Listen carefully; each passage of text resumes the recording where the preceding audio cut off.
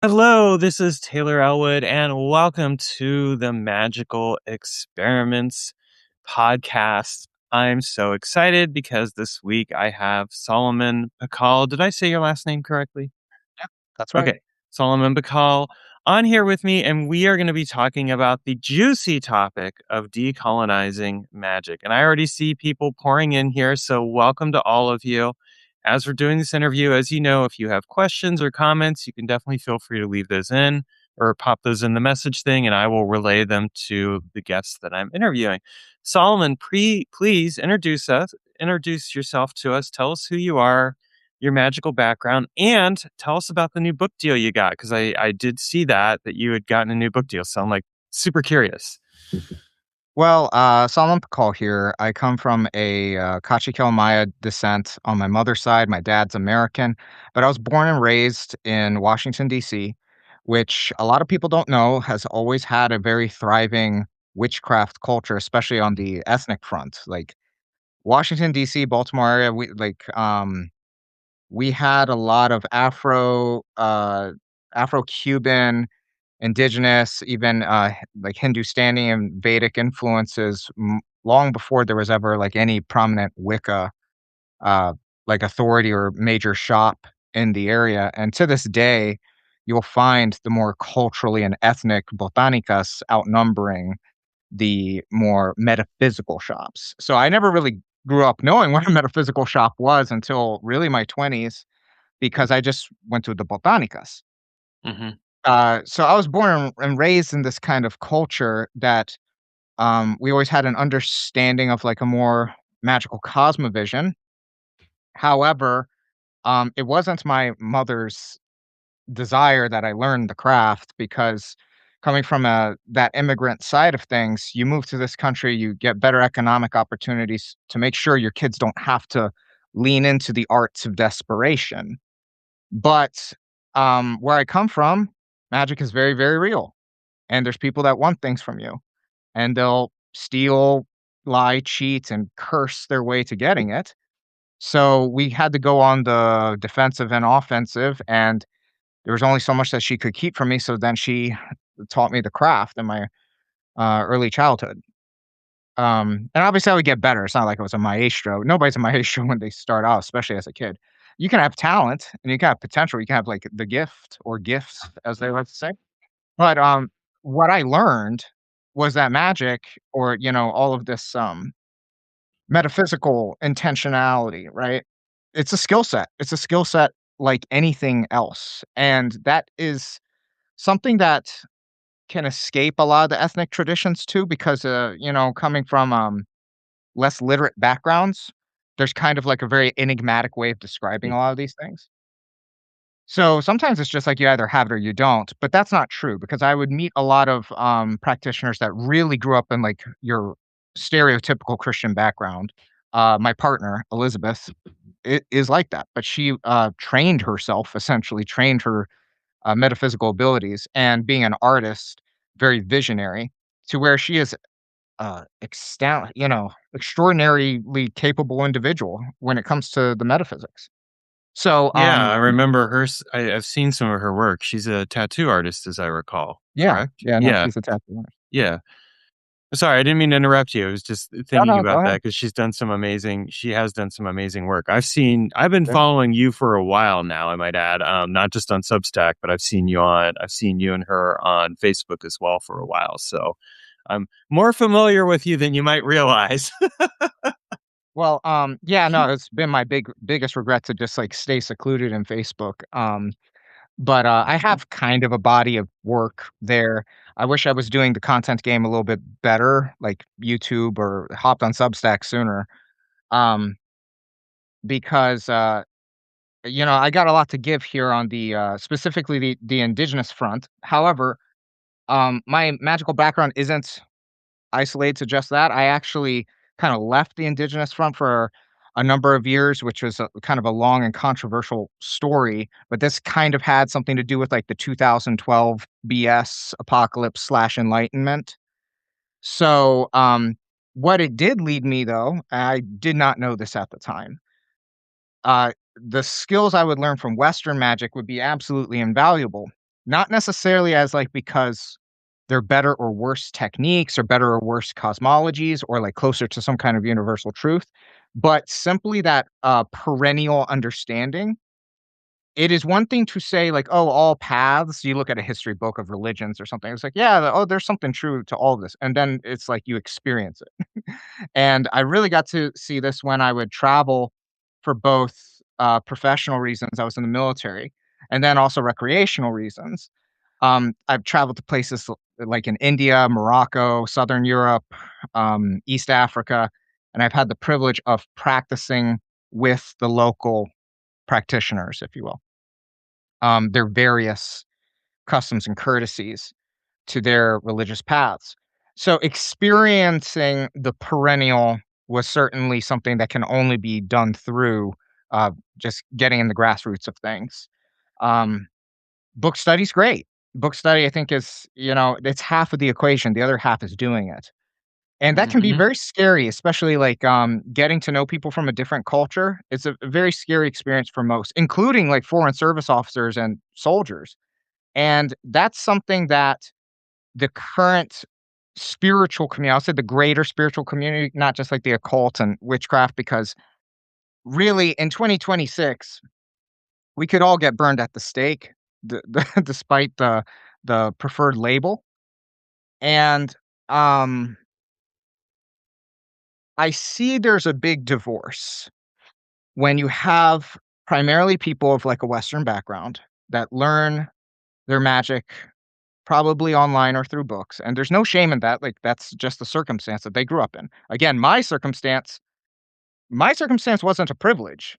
I was poor, like, people practicing those kinds of ethnic magics are very poor, and I'm Mhm. talking about, like, in the US capital and in Mhm. the Baltimore, area.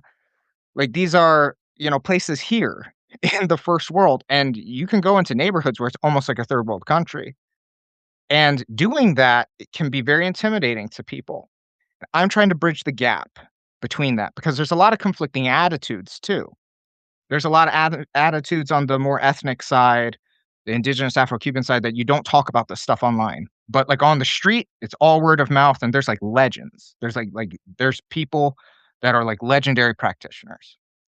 And then on the other side, it's like you talk about it more online than you do in real life.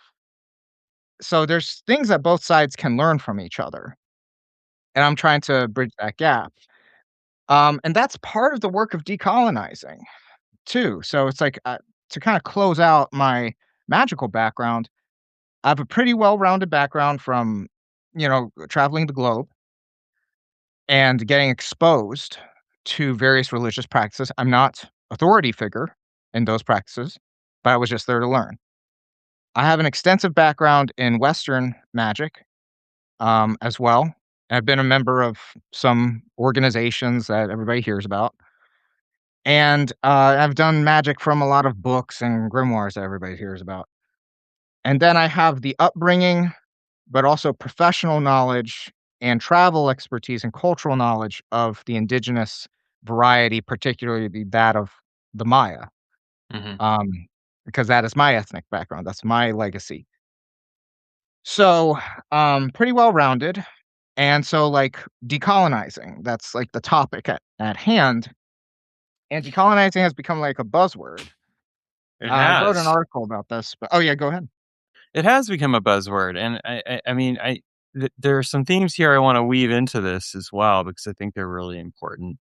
I'll say that I'm one of I'll share a little bit about my background because I think this is relevant. Like, I grew up in a primarily Christian household. I learned early on that I had some psychic abilities and skills, like, I figured that out, but I didn't get into magic until I was 16, and I did it because somebody showed me a book that he was reading. I'm like, "Oh my gosh, this is real. I've been reading fantasy books. I wanted it to be real."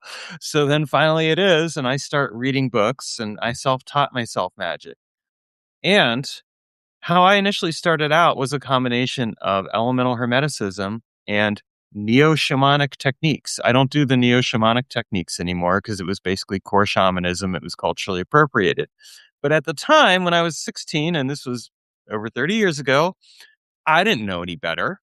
I had no way of knowing that what I was doing was appropriating cultural practices from indigenous people, and that those people might be highly offended and also might be horrified because the practices that I was appropriating had been stripped of a lot of the essential truths in order to whitewash it. And so I think so when we talk about decolonizing magic, I think that like part of this is bringing that awareness, and at the same time, as you said, it's a buzzy word. So let's take a look at the buzziness of it first of all. Why is it such a buzzword? Why are people clinging on to that particular description? And what do you feel is problematic about that? And what do you feel is advantageous about it? Is there any advantage or not?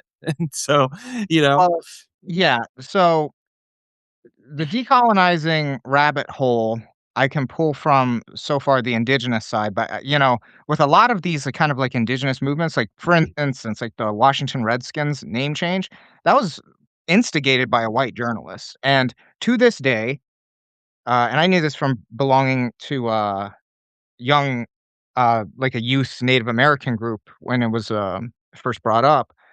The consensus amongst Native Americans, it was basically split 50-50. Like 50% of the Native American population really liked the Washington Redskins emblem and name, and then 50% didn't. So, like, the decolonizing buzzword may have been instigated by a Western person. However, it has most certainly taken several lives of its own in the indigenous community. But decolonization uh, really is actually advantageous for literally everybody, mhm, including white people. Or like, I need the people to understand that decolonizing includes white people because decolonizing, especially in 2026, really just means tracing back to where do these beliefs and practices come from. And for example, so like on my dad's side, a bunch of historians. So I'm like a historian and a brutal smack together from both sides of the family. And like what you just said, what you don't know, you don't know. So sometimes, and I've had this at like conferences and whatnot. Sometimes people just need education. They just need the information of like how they're culturally appropriating. They don't know. But let me uh, caveat that by saying like, so what is wrong with cultural appropriation? A lot of people like there's people in the occult community that get tired of it and they think about it like so restricting that they wouldn't be able to do anything. Here's the other thing about cultural appropriation. It's not just culturally offensive.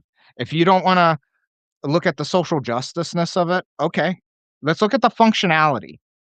If you culturally appropriate a practice away from its host cosmovision, it's not effective magic. It becomes a peanut butter and jelly sandwich when it should have been a filet mignon. That's why cultural appropriation, specifically for magicians and practitioners of any mystic arts, it's terrible. Like it is a haphazard mechanism for practice. Now, some of these practices, especially during the occult revival and whatnot, there is cultural appropriation going on, but like the authority figures at the time were doing their best, i.e., like for instance, like Crowley, right? A lot of the people from the occult revival had this massive interest in ancient Egypt. But a lot of people don't ask the question, well, why? Just think, oh, well, ancient Egypt was just there. No, no, it was really just emerging at the time.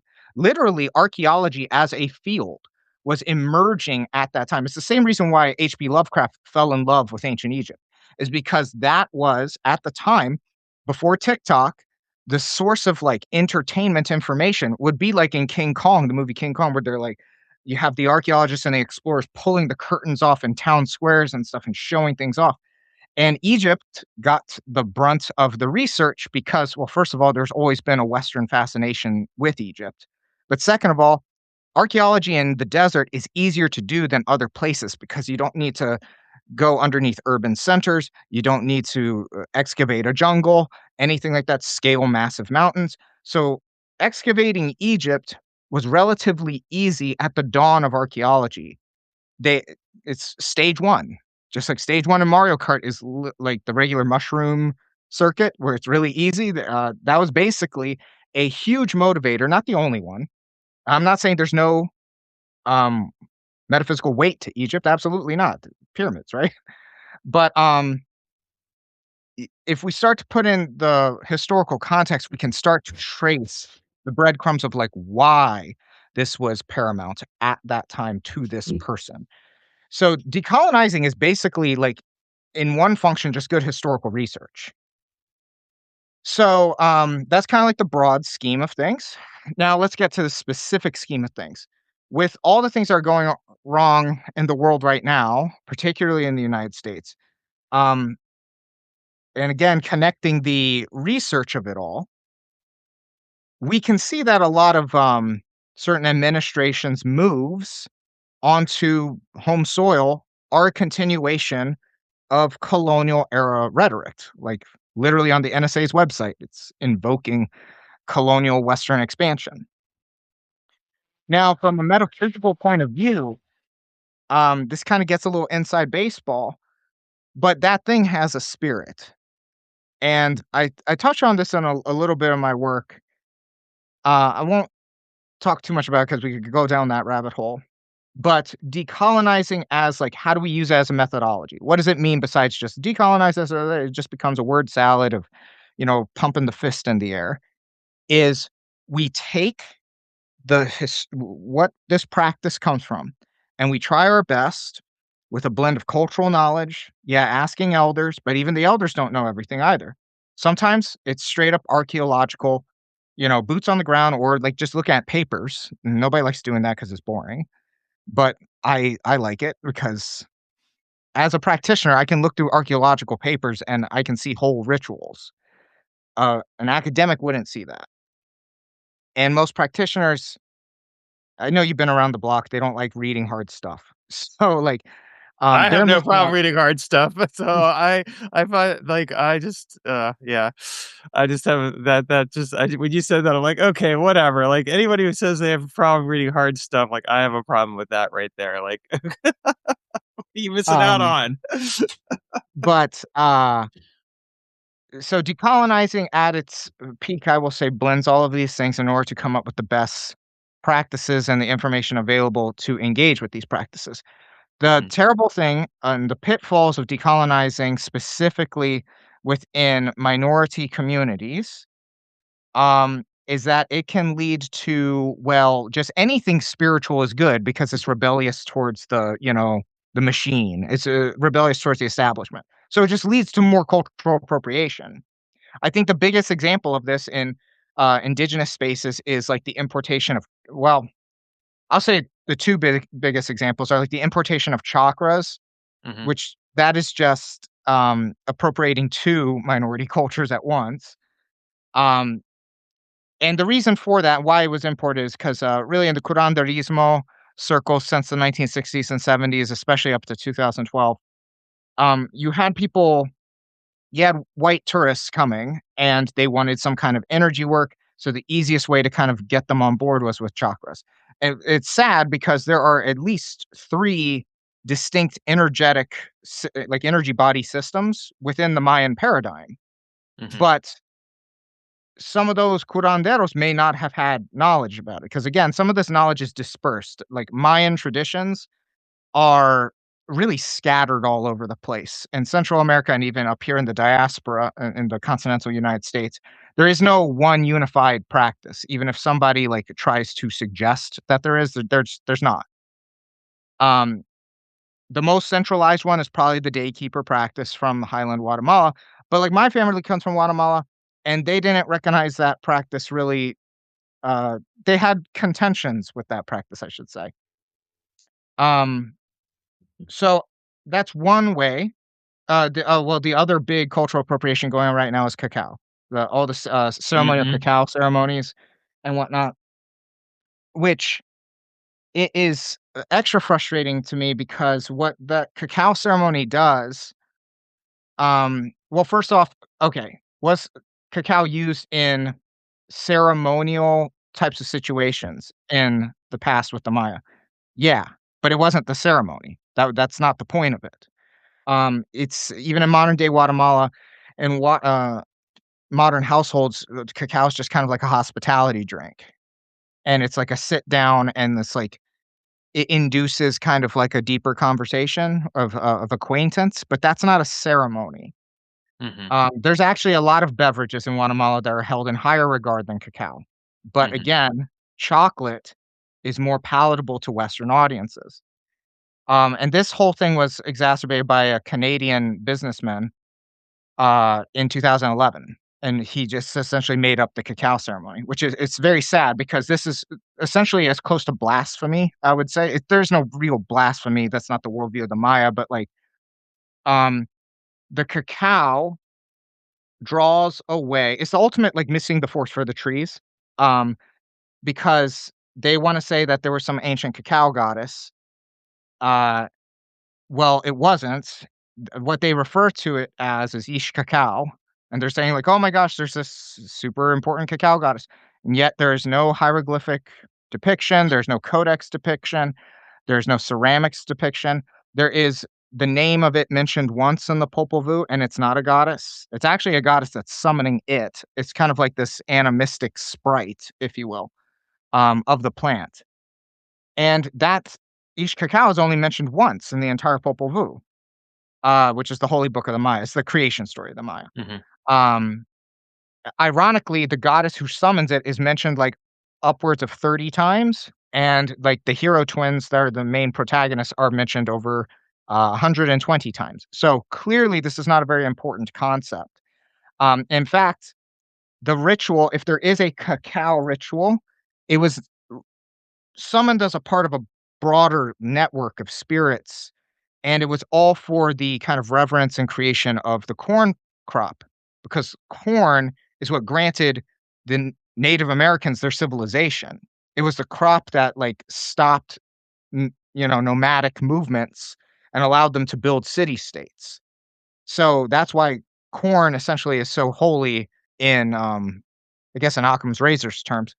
um, Deep metaphysical properties there, but they're all being ignored because they're like hot chocolate ceremonies and stuff. So it's a very destructive practice. And however, at the same time, because we're talking about cultural appropriation and decolonizing, it's like a lot of the same things have been done to yoga. And the truth is that with yoga, like being secularized, the cat is kind of out of the bag. And I've had this discussion with other practitioners that I hold in high regard. There's there might not be a way to put the cat back in the bag, so how do we combat this and kind of try to bring it full circle to where we are expanding the cosmovision, so it plugs back into the Mayan cosmovision, and I think the only way is to actually learn how to adapt that ritual that is in the Popol Vuh, and I have my experiences with it, and I'll be writing more about it, I'll be, teaching more about it. But that is probably gonna have to be the modern adaptation because otherwise, if you don't to the elders and stuff that don't want to adapt, if you do not adapt, somebody with a lighter complexion and a bigger wallet will adapt it for you. Like that So, Canadian businessman, for example, yeah, yeah, right? so Well, I think, I think this is a really relevant point, and there's, if you look at cultural appropriation, what's the primary motivation there?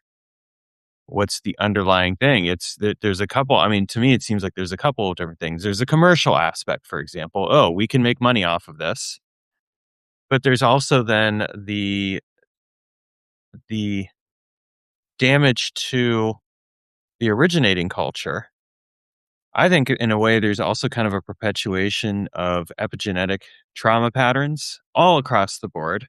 I don't care what complexion your skin is. There are epigenetic patterns of trauma. The trauma of a white person is obviously going to be different from the trauma of somebody who has a darker complexion and experience. And a lot of the trauma that a white person carries, as an example, is the trauma of, oh, we've actually caused harm and we haven't taken responsibility for that or owned that or recognized how that's passed on. And I think that even would be kind of coming out in that cultural appropriation. Like it's a weird perpetuation of that particular pattern. But then, of course, it's also creating the harm toward the cultures that it's yeah. taking from. Let me say this, to kind of bring it full circle on the decolonization to cultural Please. appropriation Yeah. front, um, because of what you just said. I th decolonizing, I believe it was Byron Ballard, I forget who told me this, but, like, white people colonize themselves first before they colonize anybody else, and you see that, like, a lot of the modern, the sloppiness of neo-pagan practices is a result because white people colonized themselves. Is because they erased a lot of the Norse history or, British Isles pagan history, with Christendom. And, I'm not just gonna needlessly bash Christendom either. Let me just be clear about that because one of my best friends is an amazing, grimoire magician. Elizabeth is a Christ mystic. So again, there's perennial truth to all of this. However, there is a documented history of, like, Christianity having, like, the highest body count amongst some of the great, biggest atrocities, right? And several atrocities. However, um, decolonizing work, like, I understand the frustrations of, like, when people are called to some kind of pagan path, but, like, literally their whole ancestry is Christian, and they do not wanna go back to that, especially if they have, like, a real personal traumatic experience with the church. But I also invite, uh, my Western audience to think about this. Decolonizing work also means decolonizing against the powers that be. Because what is going on right now in our political sphere is that you have a lot of blue-collared white people, working class people that are going to bat for a rich white administration that never wanted them a part of the club, that has just used them. And this is not unlike my dad's ancestors who fought in the Civil War on the Confederate side. It was poor, blue collar white people fighting on behalf of rich, oligarchic white people that it doesn't matter how much you try to please them, doesn't matter how much you beg, doesn't matter how much you sell out, they don't want you a part of that club because you're subhuman to them too. So decolonizing means really we should be coming together. All of us different peoples need to be coming together and see where those perennial truths of all of our faiths and all of our practices come together because we got we got a tall order amongst us. Um, if so, on the cosmological front, on the surface there seems to be like very little connection between like Mayan cosmology and like Gnostic cosmology, right? Because in Maya cosmology, it's very earth based. There's a reverence for nature as an extension of the divine, if not the divine itself. And then I see my boy Alexander Crims in the chat. Uh, Big helper right there. Um, the uh, the Gnostic cosmology, again on the surface, because there's many different denominations of Gnosticism, is a rejection of the physical world. However, with a lot of the recent events that have come to light, and really just the age of colonization since 1492, if you read something like the books of Chilam Bilam from the Yucatan in the 1500s, what they're describing is essentially Gnostic cosmology because the Spanish are these mechanical alien things coming to subjugate native peoples. If that is not some kind of serendipitous, like read between the lines metaphysics, I don't know what is. There's a lot of things that we never had to contend on this continent with, we have a concept of duality, but that is not the same as, like, harsh dualism coming from JCI religions. But we have evil. We have examples of, like, just dastardly evil, and we have to contend with the clash of these cosmologies. How do we reconcile that? You can't just say, "Oh, I don't believe in it, therefore it's not real." It's clearly real in some kind of manifestation. Now, if that's if you don't want your practice to engage in that, fine. Because I don't hold, like for as many cues as I can take from Gnosticism because the evidence is just in the real world, I do not really see a point of focusing on divine unity. Um, Duality is the concept found in Mesoamerica because everything in nature is dual. Even this Mhm. microphone, it has a duality of colors reverberating. Unity would just be one solid monotone color. With duality, we have music, With duality, we have landscapes. You need this comparing and contrasting, cooperating and competing within natural forces, and the metaphysical forces are no different. So, that's a little inside baseball with, like, the cosmology and, like, how it relates to decolonization is that we're literally brought together on this continent. Um, I will say, though, part of the reason why I write and I do what I do is that, in the 21st century, in a globalized society, we do have, um, this melting pot, right? They say America's a melting pot. Yeah, we definitely do. Um, but if we look at kind of like a pie chart of, like, the practices that are common across the continent, even, like, that will, get native peoples involved, they are largely imported traditions, and, there's most certainly a place for all traditions here. However, there's something about the continent itself, its host cosmology, that has been ignored largely for the last 500 years. And especially for those that are talking about like activist magic and resistance magic, the first step of any kind of tactical, strategic, or battlefield analysis is you have to get on the land's good side, i.e., like have the high ground, know where the rivers are, and place yourself in an advantageous position. I am not saying another continent's magic won't work on American soil. Not saying that at all. It's clearly there's a body of work of a lot of people doing a lot of stuff. And again, it's metaphysics, so it, like, breaches into the realm of concepts, and the realm of concepts is higher than the realm of, like, what is immediately, perceptible Right. or perceivable. So, however, like, there must be if we, talk about space-time magic, I saw you use that term in a recent article, I use that term too. That I've means been there is some kind I've been there is using some that kind for of a long time. Anyway, go on. there there is some kind of immediate advantage to using magic that is relevant to your space and time. Mhm. So if this continent was using a 20-day week, so to speak, and its four directional systems were based off of different colors and elements associations, would that not have a geographic advantage if you were operating on this continent? Just like if I was my family a few years ago went to Greece and visited a temple to Ares.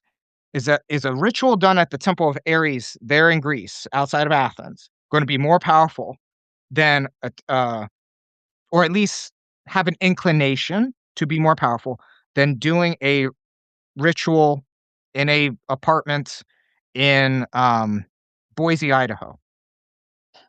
Um, I'm not saying things can't get done, but there's most certainly an advantage. There's some kind of home field advantage there. I agree with you. I think that one of the things that I talk a lot about in my spirit work catalog, I yes, I've done a lot of space-time magic, as well, but, in my spirit work catalog is walking the land and getting to know the land. And I think that's a really important thing. Well, part of getting to know the land is getting to know the history of the land, which means not just the recent history, but as far back as you can go, learning whatever you can, whatever's there. But part of it is also actually listening to the rhythms of the land, listening and connecting to the way the land moves. I live in Eugene, Oregon, so it's in the Willamette Valley. If I were to go and do some of the magic that I do here somewhere else, there is going to be a different effect because I haven't gotten to know the land there, whereas I've gotten to know the land here. And that's a very real thing. And I agree with you as well. There's also that cultural context because there are things even about what I'm doing here. I am never going to know the original cultural context the way that the indigenous people did. And they will have had a different relationship with the land. In some ways, I would suspect that if we were to magically transport someone from 500 years forward to this time, they would be horrified by everything that they would see and the way that our relationship with the land had changed. Oh, yeah. Yeah, no, there's definitely, like I like to say I said this to my, one of my friends when I was in Texas last week. I was like, "You know that sci-fi novel of, like, you're living in a dystopian future and you're actually, like, discovering the history of an oppressed people that have been kept underground or something like that, and that the system's been lying to you?" Yeah, that's us. That's us. That's been us for 500 years, including people that have come over here from another continent. Like the mainstream narrative has been used to like corral us as cattle. At least into certain ways. Even if you want to like take off the tinfoil hat and just say like the status quo, there's plenty of people that don't agree with the status quo because there's something like unnatural about some of the status quos.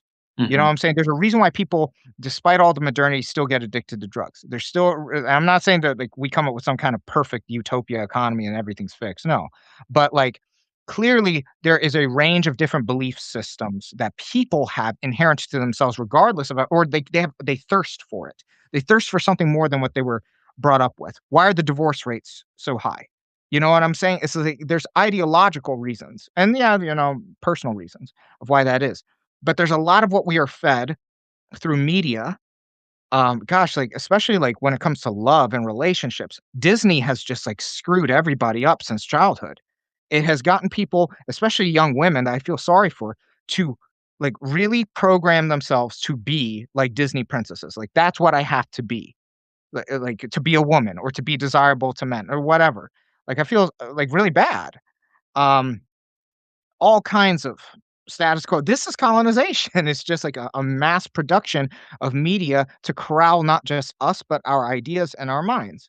So that's what I mean by decolonizing. It's really for all of us. It's for all of the magic. Because like, let me get you another more like it's not as like a doom and gloom kind of a situation. Benefit of decolonization.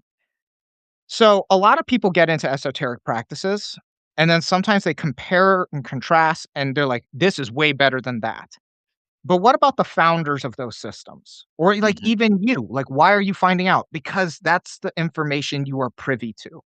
This is why I'm so frustrated and bullish about presenting indigenous magic, particularly that of Mesoamerica, to the forefront. Because people get wrapped up into like Cometicism, Thelema, um, Rosicrucianism, any kind of Western stuff. And because they're looking for something more ancient or something like more old and archaic and eldritch and powerful, right?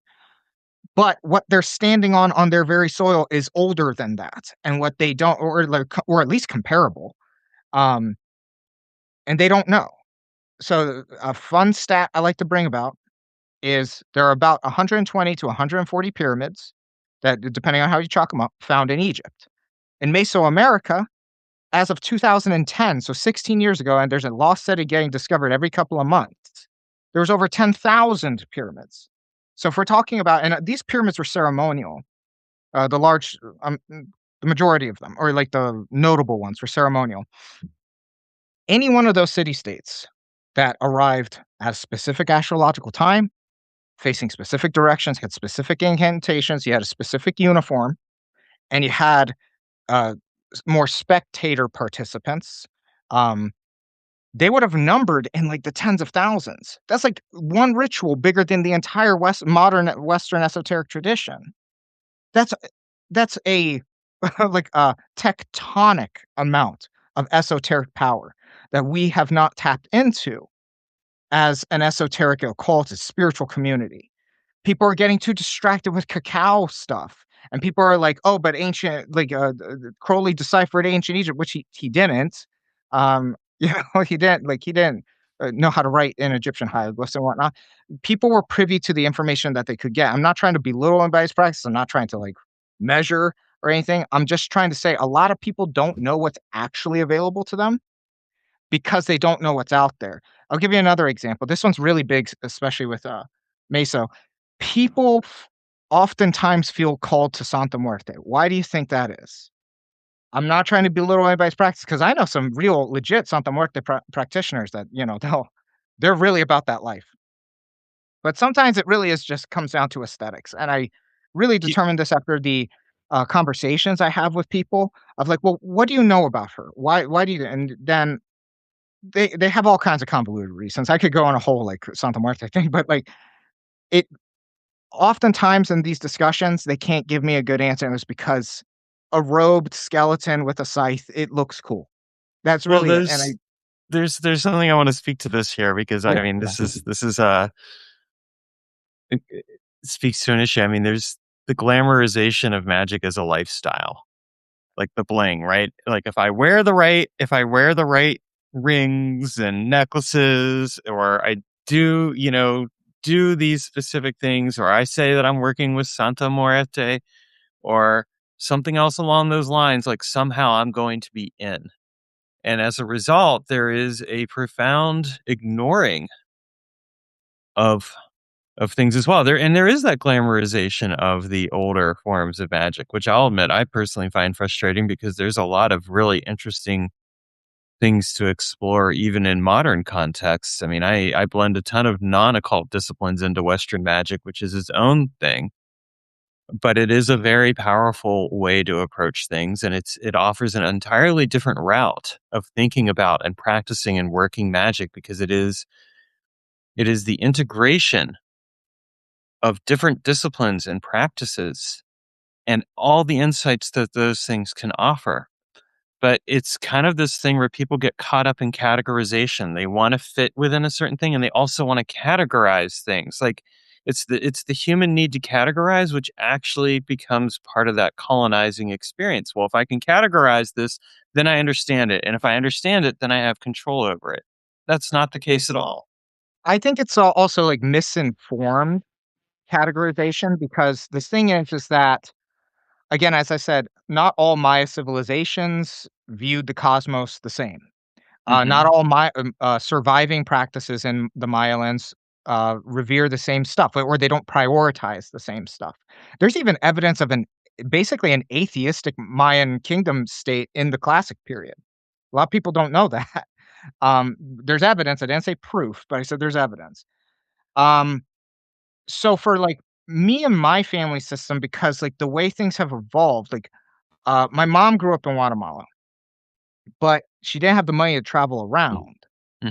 Coming to the United States, making more money, now we could go all over the map, and, like, we could just take a plane places to where at one point you would be isolated. And becoming literate and going to Western higher education, yeah, that helped too. So the thing is that I actually do systematize things in a bit more, categories than, uh like, how traditional Maya authority figures would, because it Hmm. makes it more, uh, kind of easier to understand and honestly just easier to practice.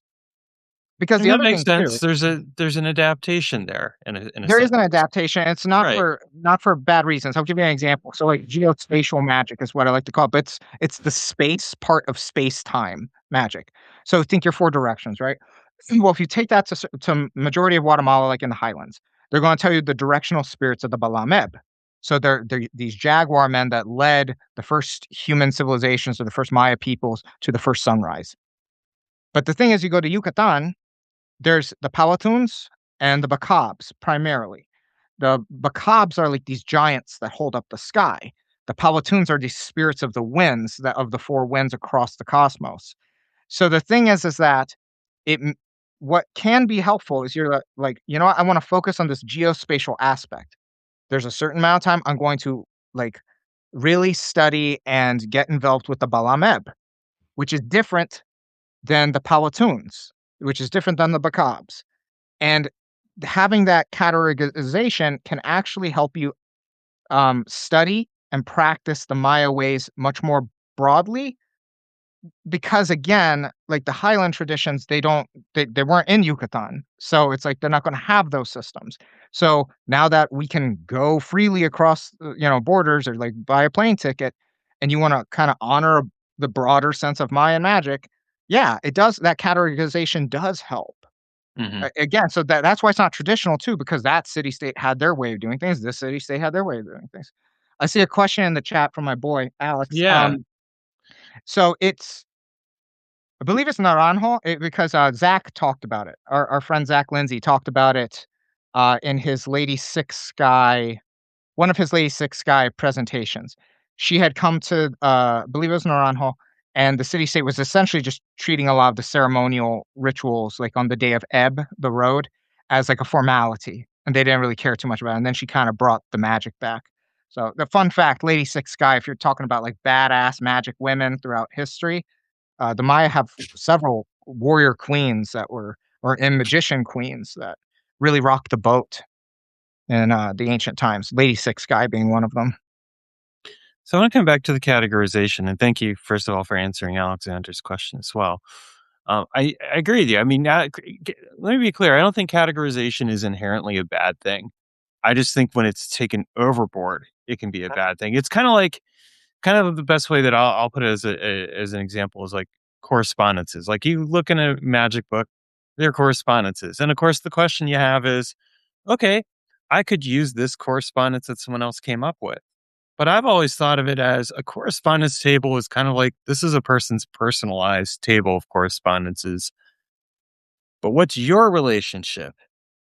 So there's categorization there, but let's actually use the correspondence table as a jumping off point to get curious about, well, do I relate to, I'll just say the element of fire, for example, as a simple one. Do I relate to the element of fire in the same way this person does? Why or why not? What informs that? So I think there is a real value in categorization, but it's applying that a level of awareness of how do I take this and actually make it meaningful to me without necessarily just homogenizing my approach to magic because someone else said that, like Crowley said this, so I've got to do what Crowley said, which I see in a lot of things even now, and I'm just like, oh, please stop doing that. Yeah, no, a lot of these things are across traditions are more of like a kind of a template or a broad like compass stroke. And I'll give you a Maya example. This was something that I mentioned I went and trained in Texas, so this was something I had to undergo ceremony for to kind of engage in a more enlightened way. So, for example, there's the sacred 20-day calendar of the Maya, right? And if we go through all of history, there's actually a couple of different start dates, but primarily there are two different start dates.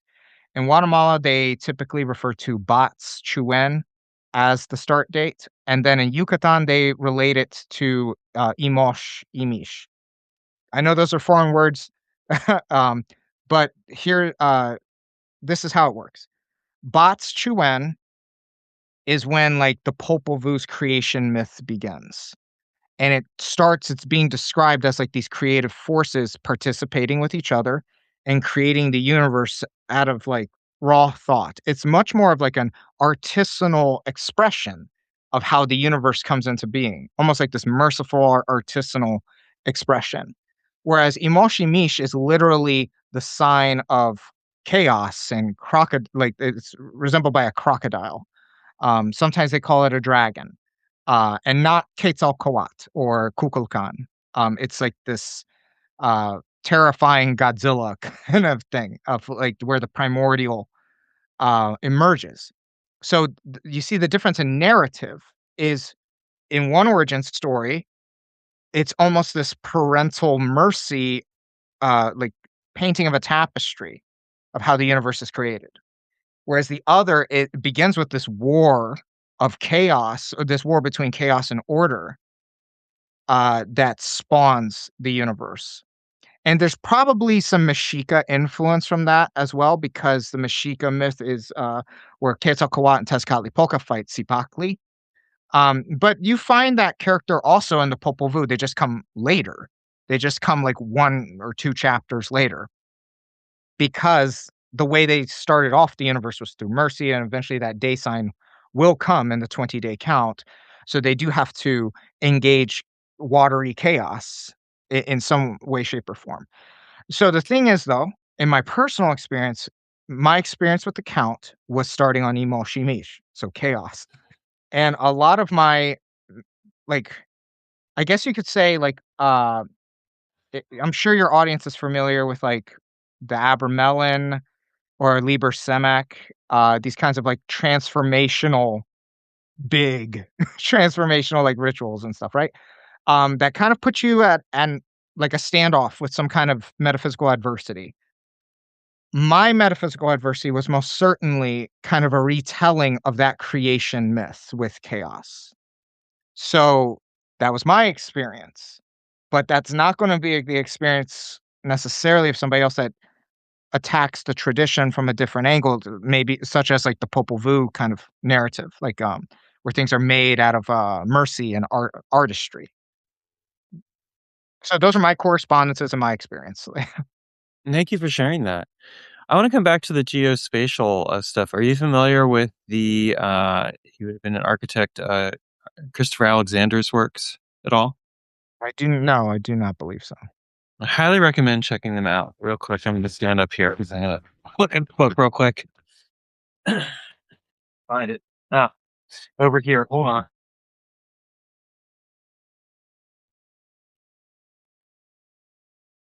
Four-book series. He's written a bunch of stuff, but the four-book series that I would highly recommend checking out is called The Nature of Order. What he did is he actually explored how architecture from the perspective of how do you design a living space, which I found really fascinating because some of the things that he talked about was getting to know the character of the land and connecting with the land. And he was looking at it from a variety of different locations. So, like, he was going to Japan, for example, he was going to South America, he was going to some other places and looking at partially like how people lived in the land and lived on the land, and then how the architecture could be a reflection of that life, but then also looking at how to intentionally design architecture.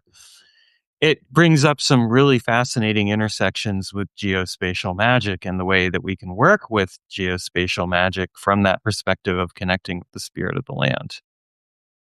Yeah, very interesting themes too, because I'm actually doing a Mayan life path chart for somebody right now, and their day sign is Akbal, and in Mexica, it would translate to Kali, which means house, but it's Hmm. this side.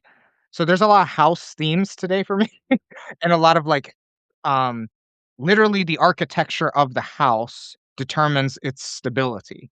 Hmm. Typically, people on this day sign are very stable people, even if they've had turbulence in life. Like they are always determined to come back to a homeostasis of which they can be seen as somebody that's reliable, even if it's for their own like inner motivations. So a lot of like geospatial themes for me today, so like practical ones too. You know, So there's a synchronization there for you. There's some yeah, kind of intersection coming into play. And it's interesting because I'm actually working on a book on the space aspect of space time magic. So there you go, even another further synchronization because you were mentioning that. And I'm like, oh, cool. Because it's been most of the times I see like with space time magic, it's like this intersection of it's space and smacking space and time together. And I'm like, okay, that's good. And there are some very interesting dynamics to explore when we separate out space and time and look at them separately and then recombine them with a better understanding of how these two very different things fit together and come together to create the variables that bring practical magic into play. yeah, yeah. Because like for instance, like the day signs, each one has a directional correspondence as well, and there's um most certainly a way to do them when they're all working together. You do the day signs and the directions, so it's time and space because the day signs are time. But as I said with that example before of like where you have these uh, cardinal authorities of the directions, you know, they go beyond like they specialize in something more than just the time aspect. They're very much the directional thing. So it's like focusing on those has its own set of benefits. It has its own set of manifestations. And that's why it is beneficial to really parse some of these things out and focus. And then you can kind of bring it back together. And you can kind of go back and forth. I'm not saying one is better than the other. Like how you start is like how you should finish. But like kind of zigzagging between it and getting your reps in with different, almost like different muscle groups, and training the muscles in different ways. You know, you can do 100 push-ups and it is not the same sensation as, like, holding the push-up position at a 45-degree angle for, like, 30 seconds, which to some people might be even more challenging. So that's why it helps to, train these things in a variety of ways. Tastefully, of course, you know? I like that tastefully. Yeah, very Yeah, much so. So um, tell us a little bit about the book that you're working on because I saw that you mentioned that you had like a book deal or something. So congratulations. yeah, like, so when I posted that, I was actually really surprised about, like, people talking about it because, I've had the book deal now for a while. Okay, Uh, I didn't know about that. So so, that's why I'm asking. I saw in fairness, though, I did, there is a kind of like an anthology that I am very recently, contributing to as well by another, uh, more major esoteric publisher. So I'm really writing 2 things, but I was really just venting in that post about how humbling writing is, how Mhm, humbling of an experience writing a book is, or, like, even writing on Substack, because I never written a blog until I got on Substack, so I would, like, read a book about blogging, essentially, to try and make my writing more palatable for the internet, and, it's just a humbling experience. So, I am writing a book, though, to kind of serve as, like, my foundational, like, text of how to approach Mayan magic, in the 21st century, regardless if you're of, the culture's origin or you're not, because even people that, like, are gonna buy this book that are of, like, Central American origin, they're still gonna be growing up in, like, a Western educated system. mhm, So, teaching things first of all, like, my family's tradition wasn't always just to do what the elders say. Some traditions are like that. My family's tradition is literally continue to innovate, whether that innovation was, like, with my abuela, which is, like, very much like that 50 Cent movie, Get Rich or Die Trying, like, brujeria style, like, urban magic, get to the United States and stuff like that, or, like, make ends meet, or it was, like, my mom pushing us to get college educated, and then it's like, you go travel, you get educated, you eat the food, you talk with people, and then you discover new things. As you discover new things, you put them into the mechanism and whatnot.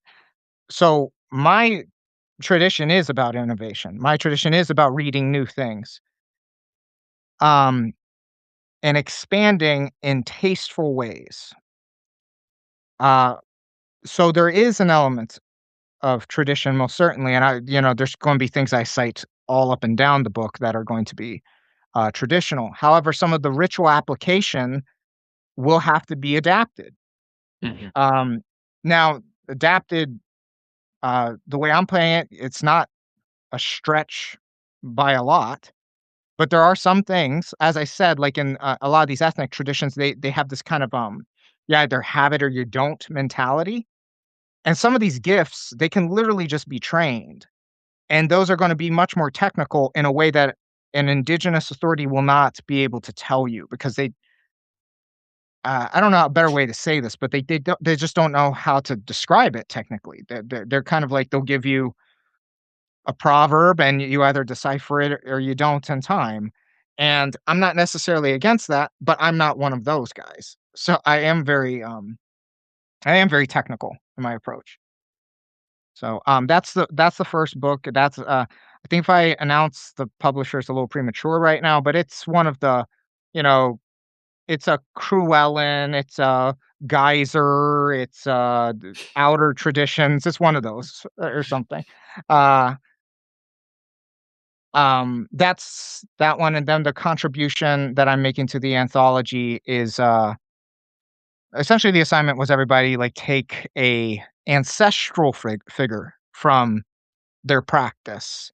So, like, somebody's doing Joan of Arc, I think someone's doing King Solomon, uh, I'm doing King Pakal, because he is the longest reigning monarch out of anybody in the Americas, um, despite what the current administration wants to do with a 3rd term, uh, but he's 5th.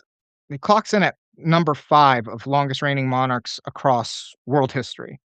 And I was actually really, surprised to find out in the top 20 longest ruling monarchs of all time, 4 of them come from the classic Maya period, which is very interesting. So Pakal's peers were actually not too far behind him, but he ended up, taking the, 1st place. And he's a very magical individual. A lot of these kings and queens are, but, he has a really robust tale of how he entered in a lot of, like a lot of people think narrative magic, for instance, is a very, like, modern chaos magic thing, and it's like, this is a very old, magical modality, and it's carved in stone about how he utilized it.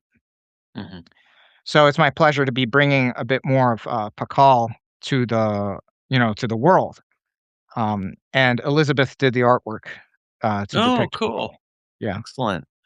Where can we find you on the web if we wanna learn more about you and what you're doing and continue to follow you? So, Substack here, um, Mystery Codex on Substack, which I will be adding a lot more doohickeys to. I'm trying to really make my Substack into kind of a like a master class central, for especially my paid subscribers. So that project will be, rolling up full steam ahead, but right now I have 4 full-length courses behind, the paywall there, all practical magic stuff based upon my experience, love magic, money magic, general manifestation magic, and spirit work, um, that I think a lot of people would get a lot out of that. I've taught elements of that in local metaphysical classes, at local shops, and people have, like, really broken through with results thanks to those. But I'll be adding a lot more master classes on, individual occult subjects going forward. There's always gonna be some of the Mayan stuff that bleeds into that. However, I am dedicated to making my own mystery school in the, next couple of months, and a major project, um, coming out with that to really raise the standard, particularly of Mesoamerican mysteries, but I'm here for really just raising the standard of all occult mysteries, period, because I don't think we have seen enough great occultists yet. I think we've seen serviceable occultists, and again, like, um Crowley for all his faults, Blavatsky for all her faults, Manley for all his faults. They were trying their best, and maybe sometimes they had ulterior motives here and there, but, like, I do think they were largely, um, victims of their own lack of information because they loved information. So, I'm also active on Instagram. That's a Solomon.Pakal. Threads, I'm getting used to. I like it. That's Solomon Pakal there. Um, Facebook, you know, it's the older crowd. I'm trying to get I'm trying to get hip. So, but if you can send me a friend request or follow on Facebook too. And, yeah, I have a YouTube channel, but everything on the YouTube is here on, Substack as well. And yeah, those are my places. Okay. Well, I like to wrap up with a final question, which is, if you could share with us a word or phrase of wisdom that we can take with us into the day here as we move forward, I'd appreciate it. Yeah, I think, my words would be we are actually all in this together. If we're spiritual people, I think literally the fate of the world is in our hands. And that sounds dramatic, but radical religion wants to fulfill their own agendas, whether it's forced conversion or some kind of dramatic crusade. And all of us would be on the chopping block. And then the other thing is that if religion didn't have as much geopolitical and economic sway, there would be less atrocities in the world. Obviously, any spirituality can become the dominant whatever and then be the new atrocity manufacturer. However, that's the beauty of separation of church and state. If we gather with enough perennial ideas, as I said, the perennial, it's not just one tradition, it's not just Mesoamerica, it's not just European paganism. If we can all come together and have a greater population of people that are willing to ask the deeper metaphysical questions of why, I believe there is going to be less killing in the world in the name of whatever God. So I take what I do very seriously, and I look at my peers in the community and see, like, even if they don't take it very seriously and they're just, like, kinda documenting their path, uh, they are at least quasi stepping into boots of authority, and people do look at them as authority figures. That's why they can make an entire living off of Patreon, and I think it's very important at this juncture in history that we really find the likeness in all of within all of us and all of our traditions and try to become more credible, higher standards of the occult and metaphysics and spirituality and whatever. Because the more it's seen as just a hobby, the more we'll just be brushed off as it not being serious. It is so serious that we can stop a body count, and, that's what I'll leave with. Mm. Well, I want to thank you for making time for me and for all the people who showed up here live and all the people who end up watching this recorded, for being here today. And I really appreciate everything that you've shared. And hopefully, we'll have you back down the line. Thank you, Yeah, it was fun. Solomon. Thank you. All right. And to everyone else, thank you for showing up here.